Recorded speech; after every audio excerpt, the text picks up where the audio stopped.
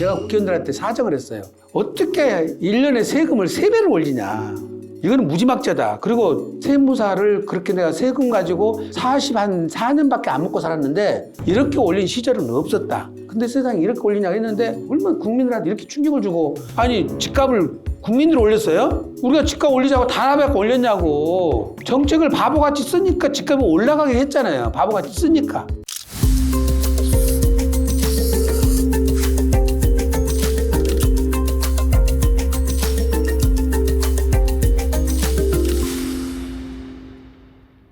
시작해도 되죠?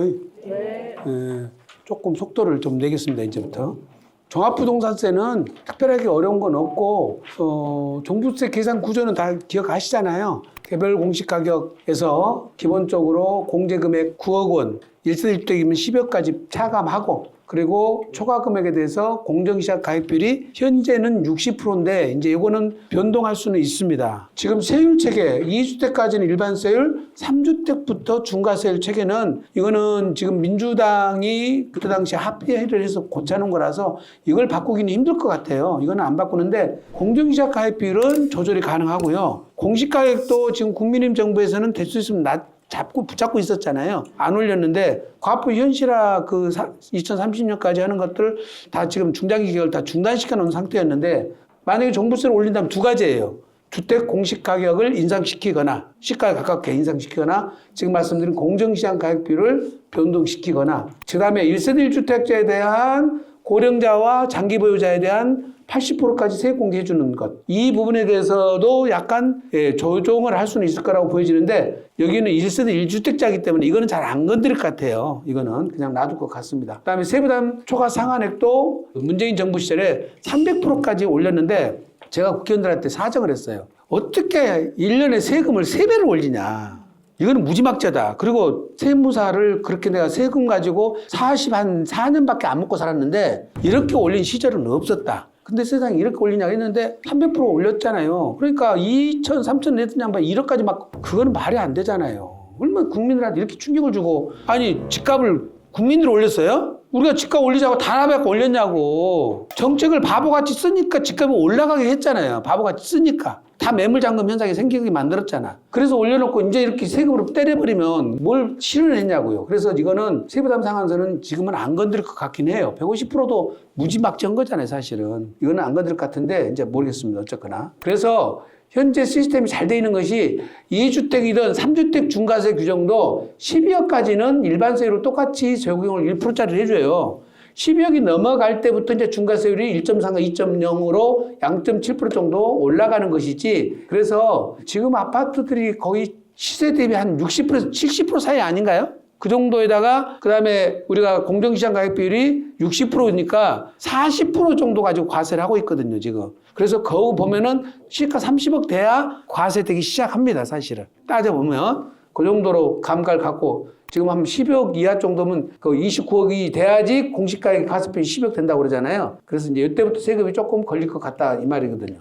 1세대 판넬이 주택수에서 제외되는 특례주택을 추가를 했는데, 세액공제는 지금 보신 것처럼 고령자 세액공제, 이거는 원래 있었던 거예요. 60세부터 20%, 30%, 40%. 보유기간은 5년 이상부터 20%, 40%, 50%. 두 개 합해지면 최대 90%인데 중복 적용 한도는 80%로 제한을 합니다. 80%까지만 해준다. 그 다음에 이제 재주택 중에 일시적 2주택, 이게 없던 규정이 들어왔죠. 원래는 취득세하고 양도세밖에 없던 것이 종합부동산세까지 들어왔어요. 자, 상속주택, 상속 개시일 5년까지는 중과세를 안 한다. 중과세를 안 한다니까 주택수에 합산이 안 된다는 건데, 상속주택은 요게 단독 상속받은 게 있고요. 공동 상속받은 게 있어요. 단독 상속받은 거는 5년간 주택수 제외. 주택수 제외라는 뜻은 종합부동산세를 완전히 빼준다는 뜻이 아니에요.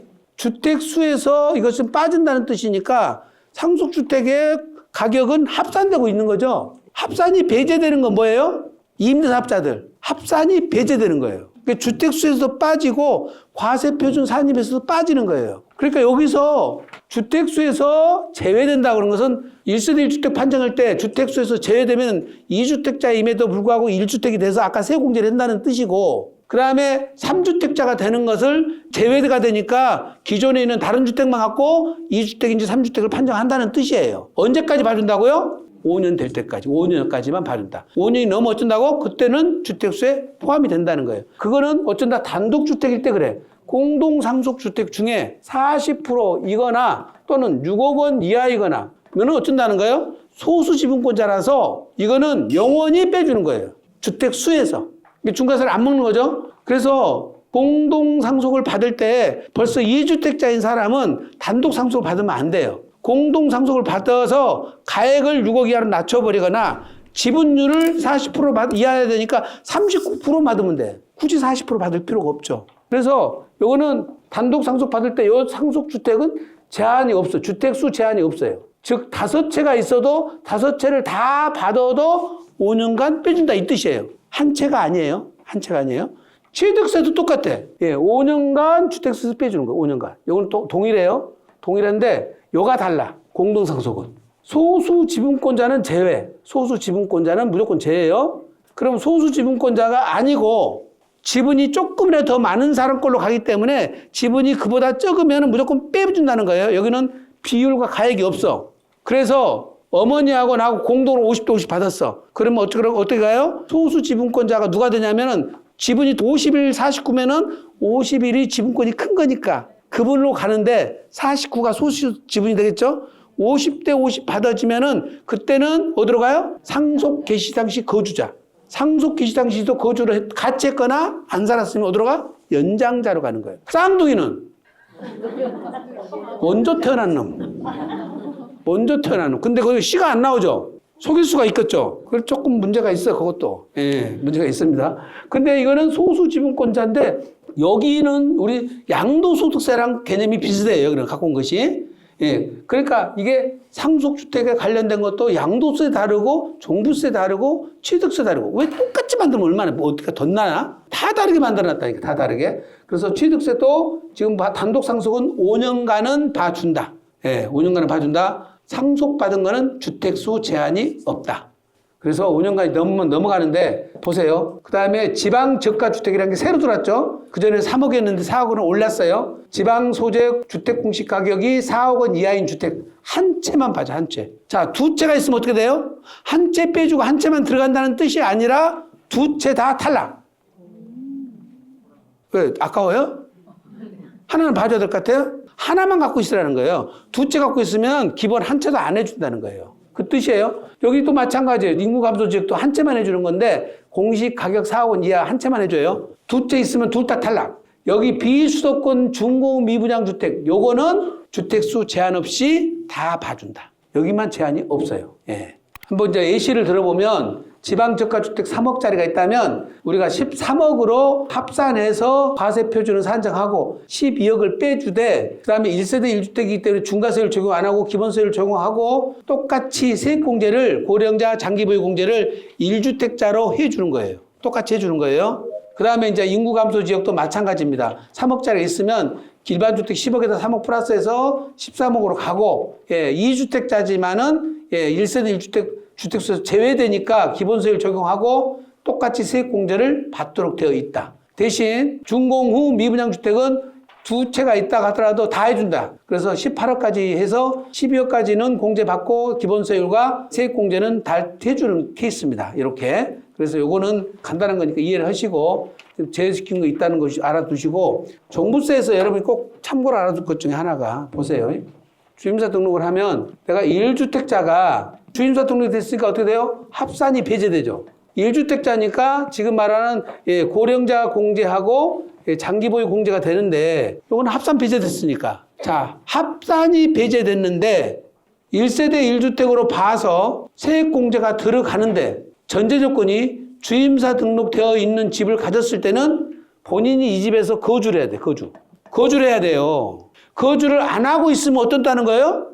1세대 1주택 세액공제가 안 돼버린다는 말이에요. 그러니까 무슨 얘기냐면 양도소득세만 생각하셔가지고 오피스텔을 갖고 있어. 오피스텔 안 팔려. 그럼 다른 방법을 써야 되는데 얼른 어떤 중개사님이 그 주택임대사업자 등록을 하면 내가 2년 이상 거주했으니까 거주주택 비과세가 된다고 주택임대사업자 등록을 하라는 거예요.